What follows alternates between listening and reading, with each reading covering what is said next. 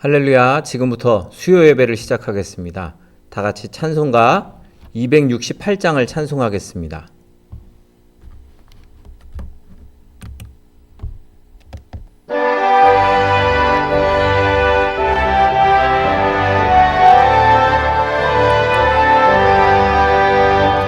죄에서 자유를 얻게 함은 보혈의 능력 주의 보혈 시험을 이기고 승리하니 참 놀라운 능력이로다. 주의 보혈 능력이 또다. 주의 피 믿음 주의 보혈 그 어린 양의 매우 귀중한 피로다. 육체의 정욕을 이기림은 보혈의 능력 주의 보혈 정결한 마음을 얻게 하니 참 놀라운 능력이로다. 주의 보혈 능력이 또다. 그의 피 믿음 주의 보혈 그 어린 양의 매우 귀중한 피로다. 눈보다 더 이게 밝히는 것 보혈의 능력 주의 보혈 부정한 모든 것 밝히시니 참 놀라운 능력이로다. 주의 보혈 능력이 또다. 주의 피 믿음 주의 보혈 그 어린 양의 매우 귀중한 피로다. 구주의 복음을 전할 제목 보혈의 능력 주의 보혈 날마다 나에게 찬송 주니 참 놀라운 능력이로다. 주의 보혈 능력이 또다. 주의 피 믿음 주의 보혈 그 어린 양의 매우 귀중한 피로다.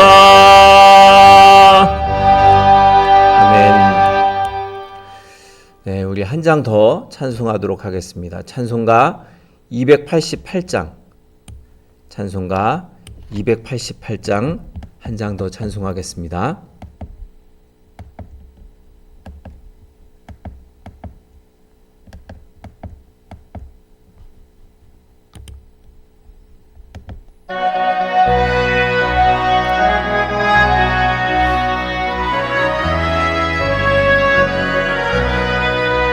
예수를 나의 구주 삼고 성령과 피로써 거듭나니 이 세상에서 내 영혼이 하늘의 영광 누리도다.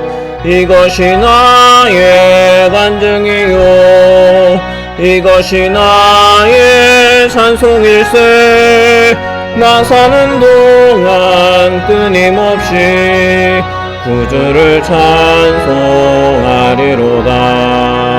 온전히 주께 맡긴 내 영 사랑의 음성을 듣는 중에 천사들 왕래하는 것과 하늘의 영광 보리로다. 이것이 나의 간증이요 이것이 나의 찬송일세.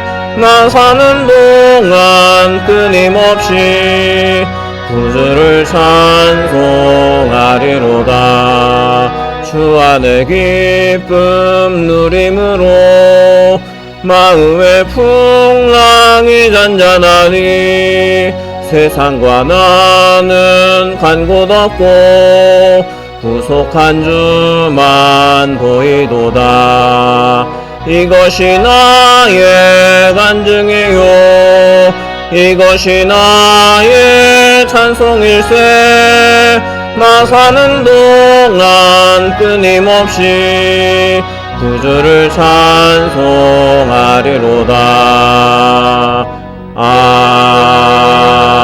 아멘. 우리 다 같이 사도신경으로 신앙 고백하겠습니다.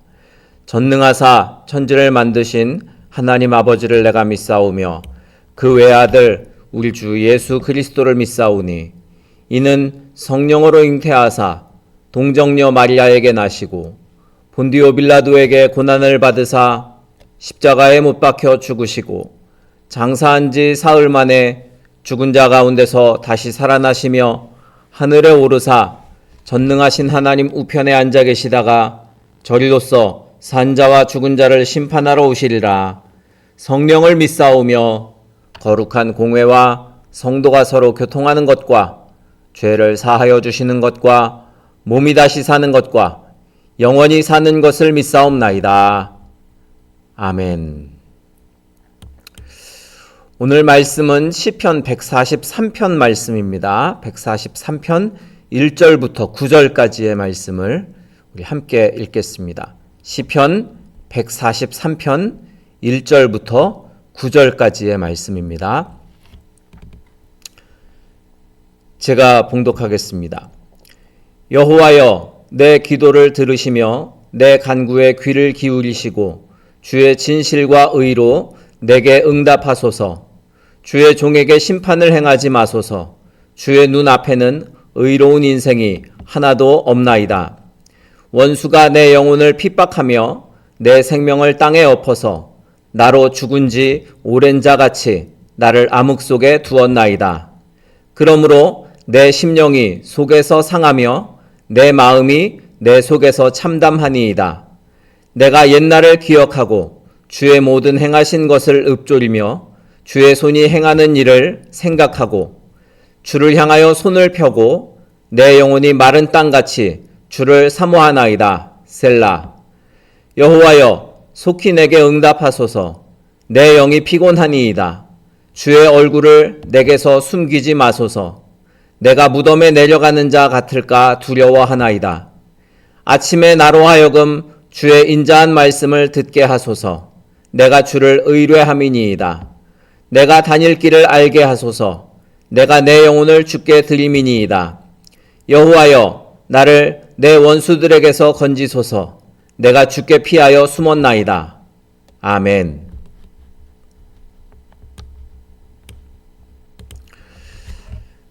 할렐루야.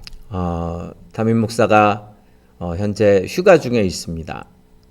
여러분들 담임 목사가 휴가 중임에도 불구하고 이렇게 수요 예배에 함께 참여하고 또 예배드림을 하나님께서 기쁘게 받으실 줄 믿습니다. 오늘 말씀의 제목은 은혜 아니면이라는 제목으로 함께 말씀을 나누고자 합니다. 사람들은 누구나 다 자신의 삶을 받쳐줄 수 있는 든든한 기초를 찾으면서 살아가고 있습니다. 어떤 이는 평생을 걸쳐서 쌓아올린 물질이나 또 사회적인 지위를 자신의 삶을 지탱하는 버팀목으로 삼고, 또 어떤 이는 스스로의 뛰어난 지식이나 경험 혹은 도덕적인 고결함 또 선행 이런 것들을 자기 인생의 자랑거리 그리고 안전지대로 여기면서 그렇게 삽니다. 내가 이만큼 노력하면서 살아왔으니 내 인생은 마땅히 안전할 것이다. 그런 은연중의 자부심, 이것이 인간의 마음 깊이 자리 잡고 있는 그러한 본성입니다. 그러나 우리의 인생에 예상치 못한 거센 풍랑이 불어오고 또 온 우주의 창조자이시며 거룩하신 하나님 앞에 1대1로 직면하여 서게 될 때 인간은 비로소 자신의 실상을 깨닫게 되는 것입니다. 인간이 의지하던 물질 또 명예, 그것은 순간의 바람에 날아가는 겨와 같고, 또 스스로 자랑하던 도덕성이나 행위의 의로움은 거룩하신 하나님의 그 조명 아래서 아무 효력을 발휘하지 못한다라는 것입니다. 인간이 가진 그 어떤 힘과 조건으로도 거룩하신 하나님 앞에 온전히 설 수 있는 사람은 아무도 없습니다. 오늘 우리가 함께 묵상하는 시편 143편 말씀은 이스라엘의 왕이었던 다윗의 인생 가운데 가장 깊고 어두운 그러한 고난의 골짜기를 통과하는 그때에 하나님께 드렸던 간절한 기도의 고백입니다. 다윗이 어떤 사람입니까? 그는 거인이었던 골리앗을 무너뜨렸고 또 수많은 전쟁에서 승리를 거두었던 이스라엘의 위대한 왕이요 또 용사입니다. 나라를 번성하게 만들었고 또 수많은 백성들로부터 존경과 찬사를 받았던 그런 인물입니다.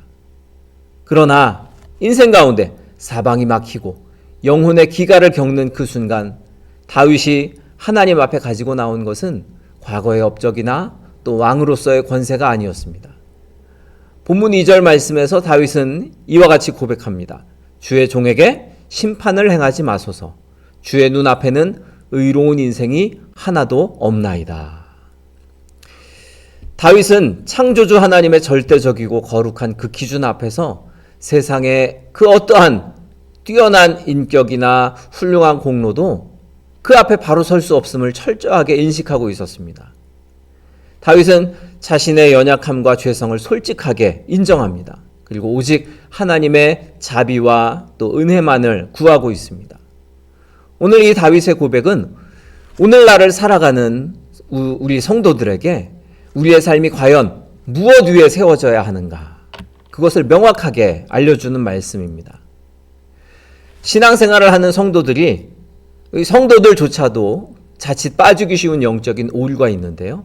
그것은 바로 내가 조금 더 신앙적인 열심을 내고 또 조금 더 도덕적으로 깨끗하게 살아가면 하나님께서 나를 더 의롭게 여기시고 사랑해 주실 것이다. 이런 공로주의적인 생각입니다.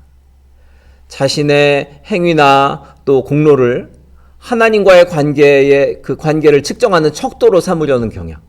이것이 인간의 교만에서 비롯되는 뿌리 깊은 본성이다. 그것을 우리는 기억해야 합니다. 예수님께서는 누가복음 18장에 기록된 비유를 통해서 인간이 스스로 만들어낸 의의 허구성, 그것을 명백하게 지적하십니다.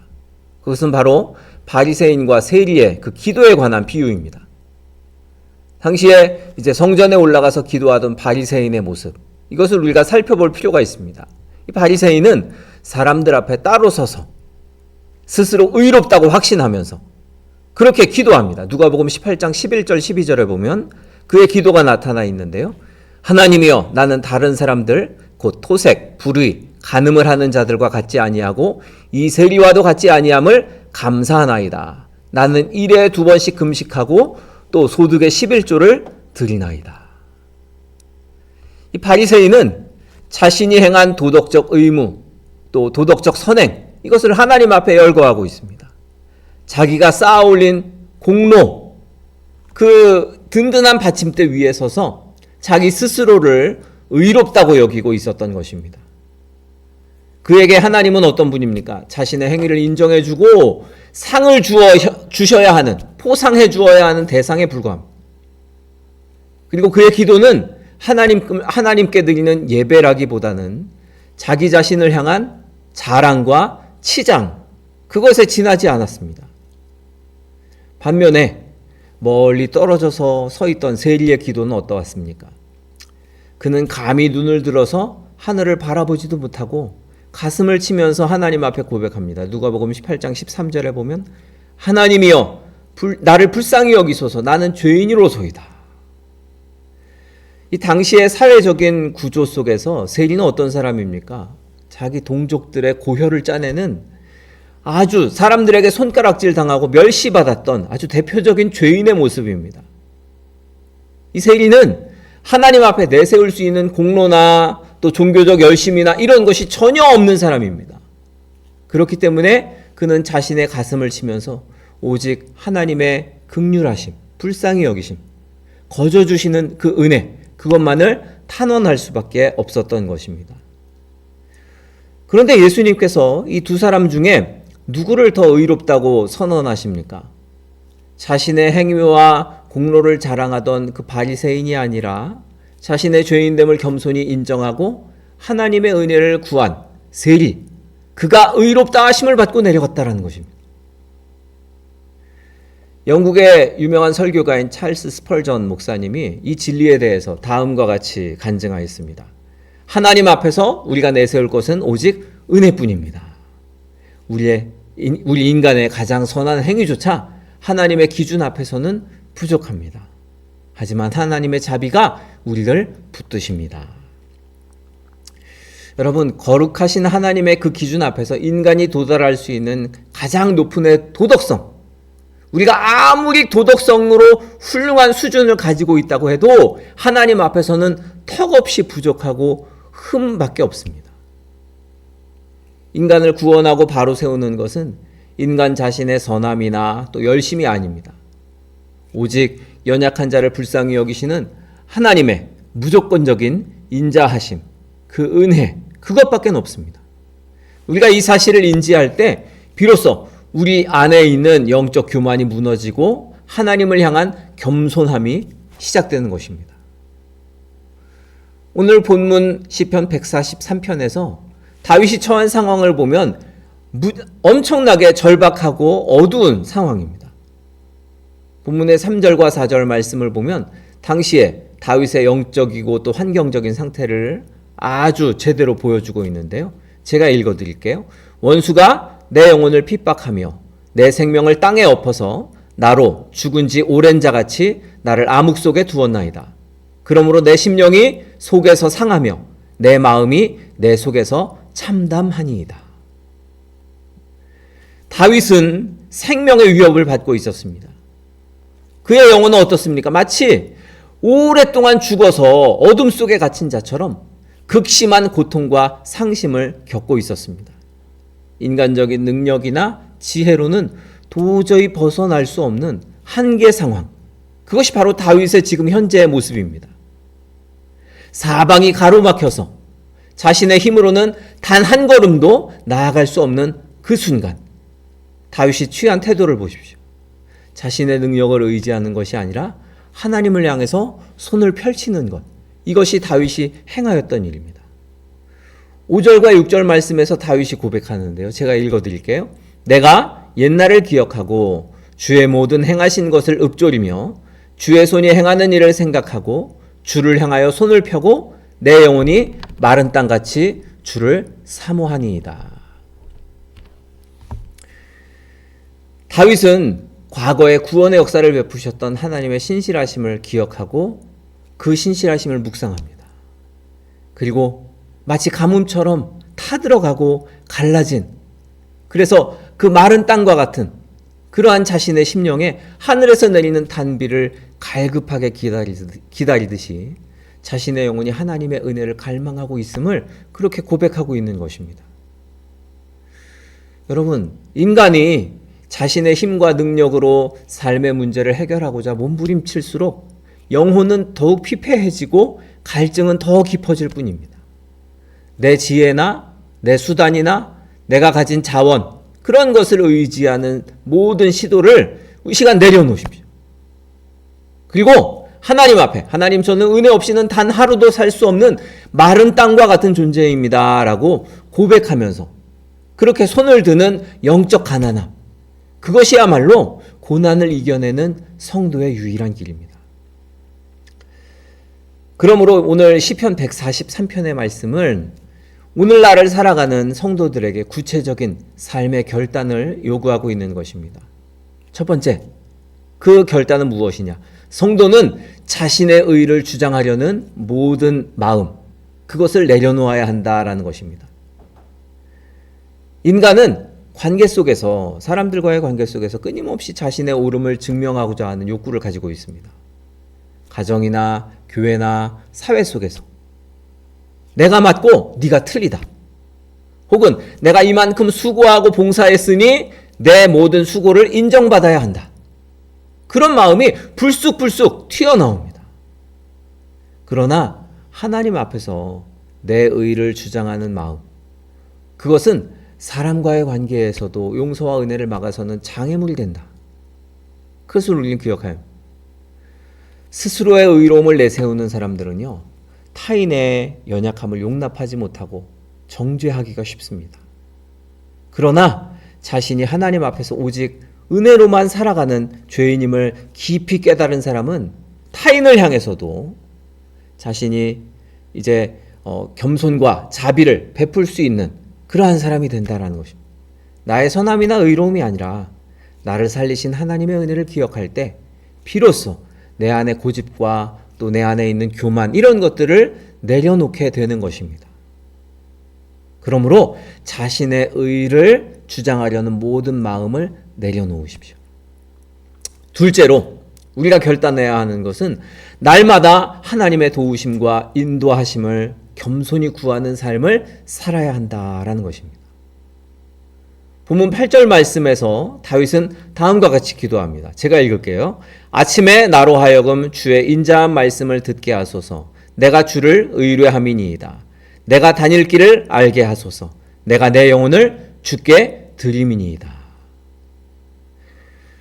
다윗은 아침이 밝아올 때마다 하나님의 인자하신 말씀을 듣기를 간절히 사모했습니다.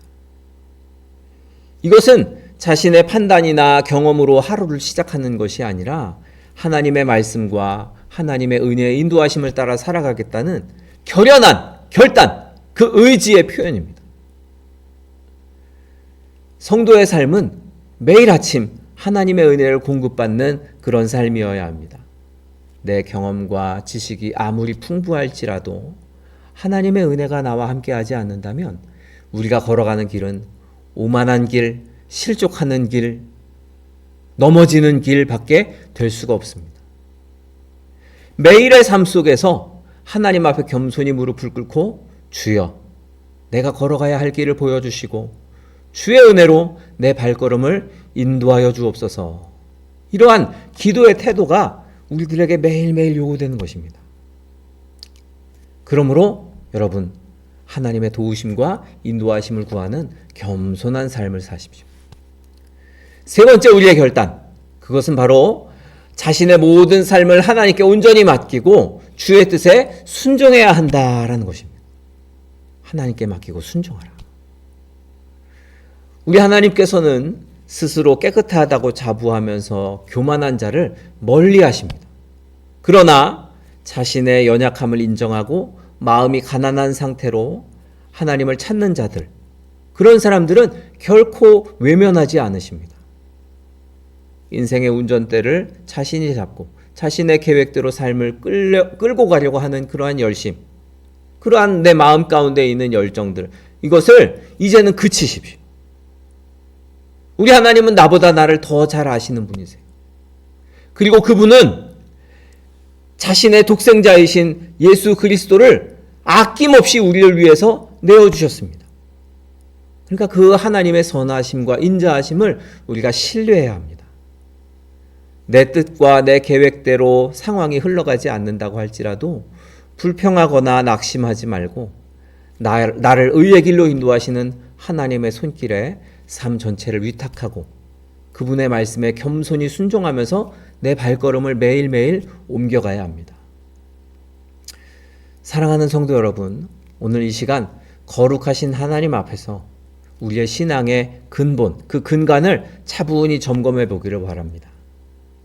과연 우리는 무엇을 바탕으로 오늘을 살아가고 있는가? 입술로는 하나님의 은혜를 말하면서 정작 삶의 현장에서는 내가 이룬 작은 성과나 남들보다 조금 더 바르게 살았다라는 것, 이 자기 의의를 은연중에 자랑하고 있지는 않습니까? 우리는 본래 스스로의 힘으로는 단 한순간도 하나님 앞에 의롭다함을 얻을 수 없는 허물과 죄로 인하여서 죽을 수밖에 없었던 그러한 자들입니다. 그러나 하나님께서 아무런 대가 없이 주신 예수 그리스도의 십자가 은혜로 말미암아 값없이 의롭다 하심을 얻은 자들이 되었다. 이것이 바로 성경이 말씀하고 있는 놀라운 진리입니다. 오늘 은혜로 말미암아 구원을 얻고 삶을 살아가는 자답게 이제 우리의 모든 자존심, 고집, 그리고 인생의 무거운 짐들을 하나님 앞에 온전히 맡겨드리십시오. 내 힘으로 인생을 살아내려고 애쓰지 마십시오. 주님의 인자하신 음성에 귀를 기울이면서 그분의 뜻을 따라 겸손히 걸어가는 삶, 그것이 우리들에게 필요합니다. 우리가 우리 자신을 낮추고 하나님 앞에 겸손히 엎드릴 때 주님께서는 우리의 가난한 심령의 기도를 들어주실 것입니다. 그리고 세상의 어떤 흔들림 속에서도 우리들을 단단히 붙들어 주셔서 거룩하고 복된 의의 길로 인도해 주실 것입니다. 여러분 하나님 앞에 항상 고백하십시오. 하나님의 은혜가 아니면 저는 단 한순간도 하나님 앞에 바로 설 수 없습니다. 이 진실한 고백이 우리 모두의 일평생의 고백이자 또 기도가 되기를 바랍니다. 날마다 주님의 은혜를 사모함으로 하나님과 겸손히 동행하는 복된 성도들의 삶이 되기를 주님의 이름으로 간절히 축원합니다. 우리 함께 기도하겠습니다. 하나님 아버지 감사합니다. 우리들을 사랑하여 주시고 또 은혜 가운데 인도하여 주시는 것 감사합니다. 주의 은혜가 아니면 우리가 하나님 앞에 설 수 없는 자임을 고백합니다. 날마다 주의 은혜를 힘입게 하여 주시고 우리의 삶이 은혜로 살아가는 복된 삶이 될 수 있도록 역사하여 주시옵소서. 온전히 우리들을 지켜주시고 주의 은혜로 우리의 모든 죄를 덮으시며 우리들을 의롭게 하실 줄 믿고 감사드리며 예수님의 이름으로 기도합니다. 아멘. 네, 교회 소식을 알려드리겠습니다. 우리 신앙 성장과 성숙을 위해서 모이기에 힘쓰고 또 기도와 전도에 힘쓰는 성도님들 되시기를 바랍니다. 제가 이번 주간 휴가 중에 있습니다. 제가 교회를 비우더라도 여러분들 교회를 사랑하는 마음으로 서로 교회를 돌보시고 또 교회 주변을 돌보시고 또 함께 서로 안부하며 그렇게 사랑 안에서 하나 되는 우리 공동체가 될 수 있기를 바랍니다. 이번 주 경건의 시간 성경 읽기는 제가 휴가인 관계로 한 주간 동안 쉬게 됩니다. 여러분 참고하시기 바랍니다. 이번 주에 금요심야 기도회가 있는 주간이지만 우리 또 속회가 있는 주간이지만 담임 목사 휴가 관계로 모이지 않도록 그렇게 합니다. 여러분 혼돈 없으시기 바랍니다. 또 각 가정의 인가기도와 또 몸이 아프신 분들 위해서 계속 중보기도를 부탁드립니다. 우리가 서로를 위해서 중보기도하고 또 서로를 돌아보는 우리 공동체가 될 수 있기를 바랍니다. 이 시간에는 우리 주기도문 하심으로 예배를 마치도록 하겠습니다. 하늘에 계신 우리 아버지여, 이름이 거룩히 여김을 받으시오며 나라가 임하시오며 뜻이 하늘에서 이루어진 것 같이 땅에서도 이루어지이다. 오늘 우리에게 일용할 양식을 주시옵고 우리가 우리에게 죄 지은 자를 사하여 준 것 같이 우리의 죄를 사하여 주시옵고 우리를 시험에 들게 하지 마시옵고 다만 악에서 구하시옵소서. 나라와 권세와 영광이 아버지께 영원히 있사옵나이다. 아멘.